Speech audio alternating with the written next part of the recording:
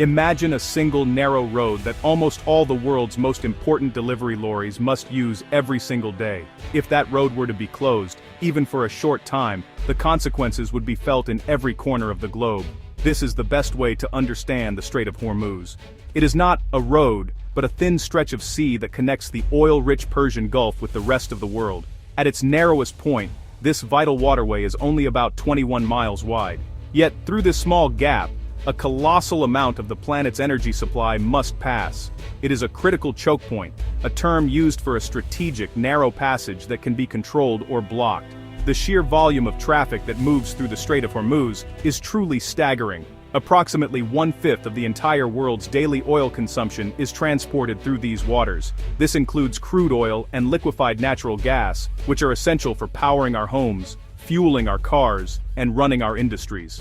Countries like Japan, South Korea, China, and India are heavily dependent on the steady flow of energy that comes through this strait. Any disruption, any hint of instability in this region, sends immediate ripples of anxiety through global markets. The price of petrol at the pump in London or New York is directly linked to the safe passage of tankers through this remote stretch of water. The strait is bordered by Iran to the north and Oman and the United Arab Emirates to the south. This geography places it at the center of a region that has long been a hub of political tension and strategic competition. For decades, the world has looked upon this waterway with a mixture of reliance and apprehension. The constant presence of naval warships from various nations, including the United States, underscores its immense strategic value. They are there to ensure what is known as freedom of navigation, the principle that ships flying any flag should be able to pass through international waters without interference. This principle is the bedrock of global trade, and nowhere is it more critical than in the Strait of Hormuz. Therefore, the Strait of Hormuz is much more than just a geographical feature on a map. It is the silent beating heart of the global energy system. Its stability is a direct measure of the world's economic health and security. When passage is smooth, the global economy can breathe easily, but when tensions rise and the flow is threatened, the world holds its breath, acutely aware that a conflict in this tiny channel could trigger a major international crisis. The events of the past few months have turned this long-standing fear into a stark and dangerous reality, reminding everyone just how fragile our interconnected world truly is, and how dependent we are on this single vital artery of oil and power. The month of March 2026 will be remembered as the time when the simmering tensions around the Strait of Hormuz finally boiled over into a full-blown international crisis. The situation began to deteriorate in late February, when Iran, embroiled in a deepening conflict with the United States and its allies, started to disrupt and effectively block the free passage of ships. This was not a subtle action, it was a clear and deliberate move to weaponize the strait. By controlling this choke point, Iran aimed to exert maximum pressure on the world, creating a powerful bargaining chip in its wider confrontation. The world watched as the vital flow of oil, which had been taken for granted for so long, was suddenly choked off at its source. The escalation was swift and dramatic. Throughout March, Iran's Islamic Revolutionary Guard Corps, or IRGC, engaged in a series of aggressive actions. They harassed, boarded, and, in some cases, attacked commercial vessels. The situation reached a critical point on the 1st of April, when the Panamanian-flagged oil tanker, the Aqua 1, was reportedly struck and damaged. This was not just a threat, it was a direct assault on the global shipping system. In response, the United States and its allies intensified their own military operations. They launched extensive airstrikes against a wide array of Iranian military and industrial targets, aiming to cripple Iran's ability to sustain its aggressive posture and produce advanced weaponry. This silent clash of power transformed the waters of the strait into a geopolitical chessboard. Every move by one side was met with a countermove from the other. Iran, under the firm control of its military establishment, made it clear that the strait would remain a zone of conflict. They declared that no ceasefire would be considered unless all attacks from the United States and Israel ceased. In a bold demonstration of its military reach, Iran also launched large-scale missile and drone attacks against neighboring countries like Bahrain and even as far as Israel. These actions showed that Iran was willing to widen the conflict far beyond the immediate confines of the strait itself. The global reaction was one of alarm and condemnation. international organizations like the United Nations began to issue stark warnings about the catastrophic economic consequences of a prolonged closure of the strait. The world's leaders found themselves grappling with a crisis that threatened not just regional stability, but the entire global economic framework.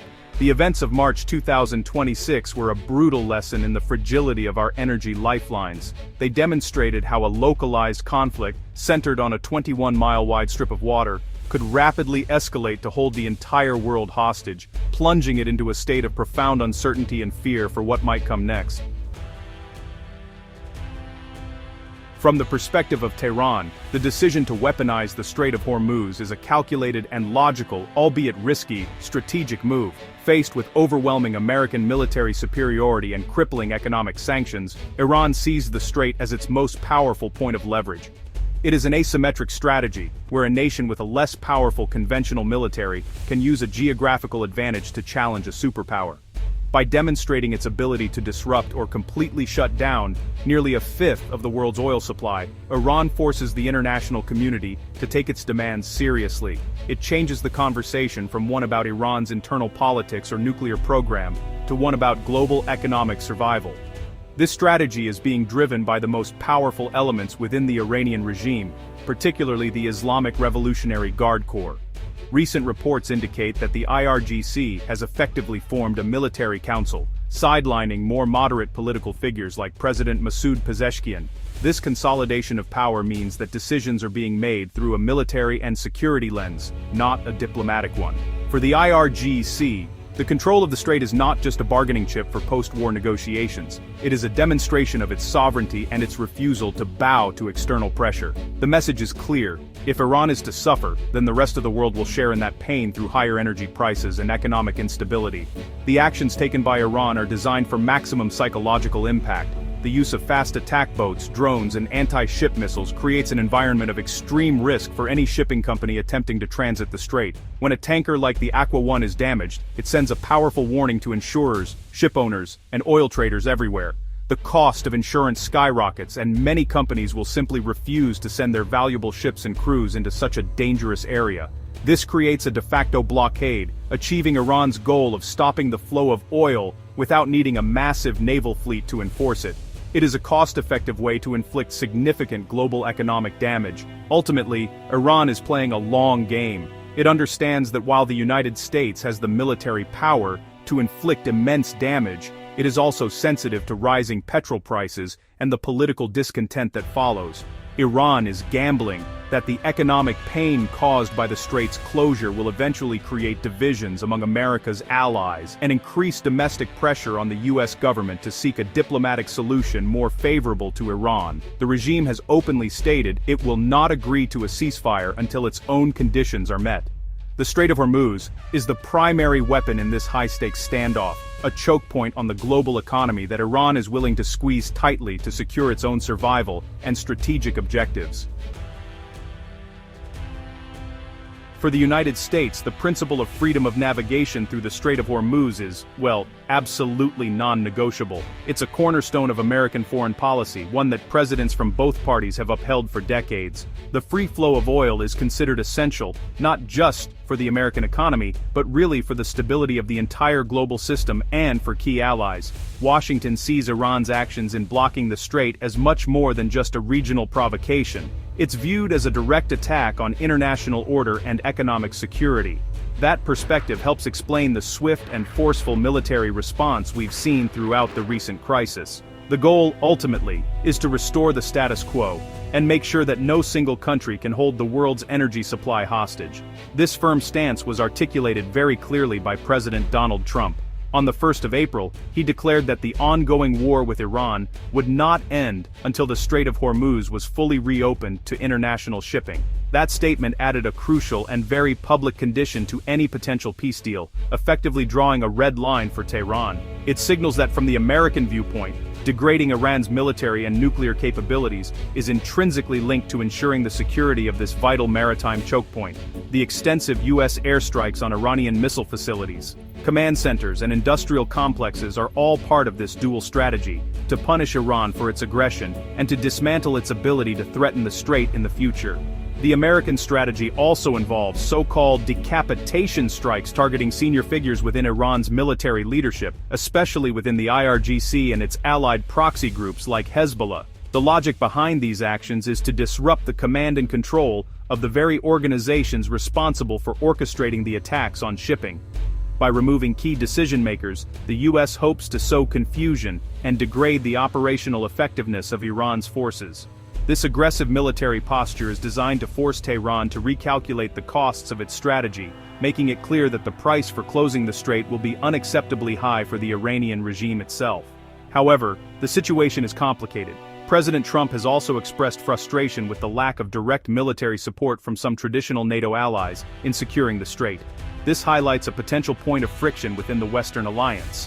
While the U.S. has taken the lead in military action, it's also pursuing diplomatic channels, having reportedly sent a 15-point peace proposal to Iran via intermediaries. Yet, the core message from Washington remains unwavering. The Strait of Hormuz must remain open. It's a fundamental American interest, and the United States has shown that it is prepared to use overwhelming military force to protect it, making the waterway the central flashpoint in this escalating conflict. The de facto closure of the Strait of Hormuz has, honestly, sent a powerful and immediate shockwave through the global economy. The most visible effect has been the dramatic surge in the price of oil and natural gas. With nearly 1/5 of the world's supply suddenly trapped, the basic laws of supply and demand have really taken hold with a vengeance. In the United States, the average price for a gallon of gasoline has climbed above $4 for the first time since 2022. A psychologically important threshold that directly impacts household budgets and consumer confidence. But this isn't just an American problem, it's a global one. Countries across Europe and Asia are facing similarly steep increases in energy costs, threatening to fuel inflation and slow down economic activity. The United Nations Conference on Trade and Development, or UNCTAD, has issued dire warnings about the broader consequences. The organization predicts a significant slowdown in global trade and economic growth for 2026 if the strait remains blocked. The disruption goes far beyond just oil tankers too. The strait is a major route for all kinds of container ships and cargo vessels. Increased risk and soaring insurance premiums have made the entire region a no-go zone for many shipping lines, forcing them to take longer, more expensive routes. This adds costs and delays to global supply chains, affecting everything from consumer electronics to food supplies, creating a ripple effect that touches nearly every sector of the world economy. While wealthy nations are certainly feeling the pinch, it's the developing countries that are disproportionately affected by this crisis. Many of these nations were already struggling with fragile economies, high levels of debt, and the lingering effects of previous global shocks.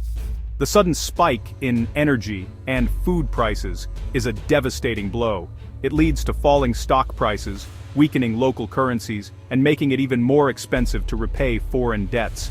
For millions of people in these countries, the conflict in the Strait of Hormuz translates into a very real and immediate struggle to afford basic necessities. UNCTAD has called for urgent international action, including emergency financing, to help these vulnerable nations weather the storm. The economic fallout serves as a stark reminder of the world's interconnectedness and its vulnerabilities. A strategic decision made in Tehran and a military response from Washington can determine the price of bread in Cairo or the cost of heating a home in Berlin. The crisis highlights the precarious balance of the globalized economy, where stability depends on a few critical choke points like the Strait of Hormuz. The longer the disruption continues, the deeper the economic damage will be, raising the stakes for all parties involved and increasing the pressure to find a resolution before the shockwave triggers a full-blown global recession. At the very center of this tense geopolitical drama lies Hormuz Island, a place of extraordinary natural beauty and deep historical significance. The island itself is, well, a geological marvel, a massive salt dome that pushed its way up from the seabed over 600 million years ago. It's often called the Rainbow Island because of its surreal and colorful landscape. The soil and rocks contain more than 70 different minerals, creating a stunning palette of reds, yellows, oranges, and purples. Visitors can walk through vast salt caves that glitter like crystal palaces, and along beaches where the red, iron-rich sand, known as gelak, stains the shoreline and the sea. This unique geology makes it a place of wonder, a stark contrast to the conflict unfolding in the waters around it. For millennia, long before the discovery of oil, the Strait of Hormuz and its namesake island were a crossroads of civilizations and a center of immense wealth and power. Its strategic location made it a coveted prize for ancient empires. The Achaemenid Persians, who ruled one of the largest empires in history, understood its importance as a gateway for trade between Mesopotamia, India, and Arabia. The island became a legendary trading post, a cosmopolitan hub where merchants from across the known world exchanged spices, silks, pearls, and horses. Its name became synonymous with fabulous wealth, giving rise to the old proverb, "If the world were a ring, Hormuz would be the jewel in it." This history of being a strategic prize has continued into more modern times. In the 16th and 17th centuries, European powers like Portugal, the Netherlands, and Britain fought for control of the island and the lucrative trade routes it commanded. The ruins of a Portuguese castle still stand on the island today, a silent monument to this era of colonial competition. Control of Hormuz meant control of access to the immense riches of the East. This long history of foreign powers vying for influence in the region provides a crucial context for understanding Iran's modern perspective. The historical memory of external interference and the struggle for sovereignty runs deep. Today, this rich history is intertwined with the present crisis. Iran's control over Hormuz Island and the surrounding waters is seen in Tehran as a fundamental right, an expression of its historical role as the dominant regional power. The island is not just a military outpost from which to threaten shipping, it's a symbol of national identity and resilience. The ancient Persian legacy as a great maritime and trading empire informs Iran's view of itself as the natural guardian of the Persian Gulf. This connection between a deep, layered past and a volatile present helps explain why the struggle for control over the Strait of Hormuz is about so much more than just oil. It is about power, history, and national destiny. As the world watches the silent clash of power in the Strait of Hormuz, we're left with some pretty profound and unsettling questions about the future. The events of March 2026 have exposed the fragility of the systems we all depend on, forcing a global reckoning with some uncomfortable truths. The first and most immediate question is about control. Who truly holds power over the flow of global energy? Is it the military might of a superpower like the United States, with its aircraft carriers and advanced technology? Or is it a determined regional power like Iran, which can leverage a single geographical choke point to bring the world economy to its knees? This crisis suggests that power is shifting, where control over physical resources can rival traditional military and financial dominance. The involvement of other nations adds even more layers of complexity to this uncertain future. The Gulf states, including the United Arab Emirates and Saudi Arabia, see Iran's actions as a direct existential threat. They're investing heavily in their own defense systems and may be pushed to take a more active military role in securing the strait. The UAE's call for a United Nations Security Council resolution to authorize force highlights a desire for a multilateral response. Yet, with President Trump expressing frustration at a lack of allied support, the crisis also reveals potential cracks in long-standing alliances like NATO. The question of who will pay the price, in both blood and treasure, to keep the oil flowing remains dangerously unresolved. Beyond the immediate crisis, we have to ask whether this is just a short-term emergency or the beginning of a new, more volatile era. Will the Strait of Hormuz now become a permanent flashpoint subject to recurring disruptions whenever regional tensions flare? The world's heavy reliance on this single waterway looks increasingly like a critical strategic vulnerability. This might accelerate the global transition towards alternative energy sources and encourage nations to diversify their supply routes. But, honestly, such changes take decades to implement. In the meantime, the global economy remains precariously balanced on the edge of this narrow channel, susceptible to the political and military calculations being made in Washington and Tehran. Ultimately, the silent clash in the Strait of Hormuz is a story about more than just ships and oil. It's a story about the changing nature of global power, the collision of national interests, and the devastating consequences that can ripple out from one small corner of the world. The natural beauty of Hormuz Island stands in stark contrast to the human conflict that defines its waters. As we look to the future, the key question is whether diplomacy and a shared interest in stability can prevail over the forces of confrontation. The answer will determine not only the fate of this vital waterway, but will also shape the landscape of global security and prosperity for years to come.